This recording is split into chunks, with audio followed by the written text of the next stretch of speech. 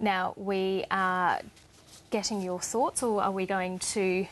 No, we've got lots of thoughts about the cost of living in Sydney and Melbourne, but to set it up, we have somebody with very interesting and very insightful reasons as to why that's the case. Yes, a survey has found that the cost of living in Sydney is now almost 50% higher than in New York. 5 Australian cities are now ranked amongst the 20 most expensive in the world. That's according to the Economist Intelligence Unit's Worldwide Cost of Living Survey just released.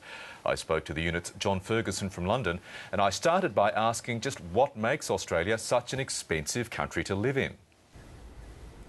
Well, there's two things going on for Australia. One is the domestic inflation.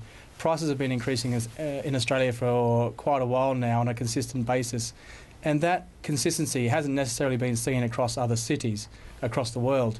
But also, more importantly, it's been the exchange rate. The Australian dollar has just gone through the roof, as we all know, and it's basically because of that we now have our 5 cities in the index in our top 20. And Sydney and Melbourne are roughly around 7th and 8th, but we've now got cities like Brisbane, Adelaide and Perth now in that top 20 as well. Which might be a shock to people in Brisbane and Perth, for instance. Now, a decade ago, Sydney was 25% cheaper to live in than the base city you use, that being New York City. Now it's 50% more expensive. It's a fairly swift turnaround, isn't it? Yeah, it really is. What we're seeing over the last year and a couple of years is that Australian cities and right now Switzerland cities such as Geneva and Zurich, basically because of what's going on with the world economy, we've got the Swiss franc is becoming extremely strong and the Australian dollar is becoming extremely strong. So that is one of the main reasons why we've got Zurich at the top and our 5 Australian cities in our top 20. So, you know, Australia does have that domestic inflation, but in terms of this global comparison, it's the Australian dollar that's really pushing our 5 cities quite high. And when it comes to Sydney and Melbourne, they're really the victims of their own success, John, aren't they? Because they are amongst the most livable cities in the world, according to a separate study done by your organisation. And with livability comes expense, it appears. Yeah, that's a good point. We're now starting to look at that here at our office here in London, because you're right, we're now starting to see a correlation between our livability survey, which Melbourne topped last time, much to the dismay of people in Vancouver.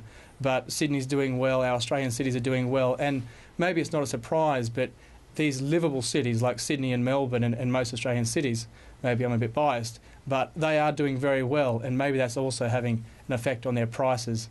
So you're right about that one. What does the Economist Intelligence Unit consider when doing these surveys? Have you got a particular basket of goods and services that you take into account? Yeah, we do. We look at about 140 cities across the world, and basically we have analysts in each of those cities, and we have the same basket as near enough as we can, and those analysts take prices twice a year in March and September, and that's on about 400 goods and services in that city. And then we take those prices, we turn them into US dollars because we have to for international comparisons, and then we weight them to give our index. So that's how we end up with this worldwide cost of living index. And for Australia, over the last few years, our cities just keep going higher and higher. One other thing that struck me from reading this latest survey is the fact that a number of Asian cities, big Asian cities, have crept into that top 20 most expensive list as well. Yeah, and I think for the Asian cities, some of those economies are just growing so fast.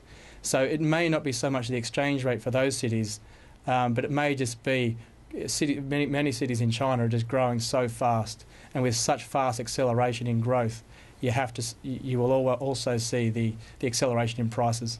And finally, John Ferguson, given the rate at which Sydney and Melbourne have climbed up this ranking, can you see a time in the not-too-distant future, perhaps, where those cities possibly get in the top 5, if not, dare we say, into the top 1 or 2? Yeah, before I came down here, I had a quick look at our forecasts for the exchange rate, and they are pretty consistent to what they are now. We're not, as far as we see, we're not going to see the Australian dollar fall that far in the next few years. So with the Australian dollar remaining as it is, with the Australian economy doing so well, really the Australian economy is just, people in my work just are amazed that the Australian economy just does so well through all these international crises. So with the economy doing well, the Australian dollar being high, we may, if we talk to you in 6 months' time, we may see these Australian cities, Sydney and Melbourne, go even higher. I'll have to start saving now. John Ferguson in London, thank you. Thank you very much.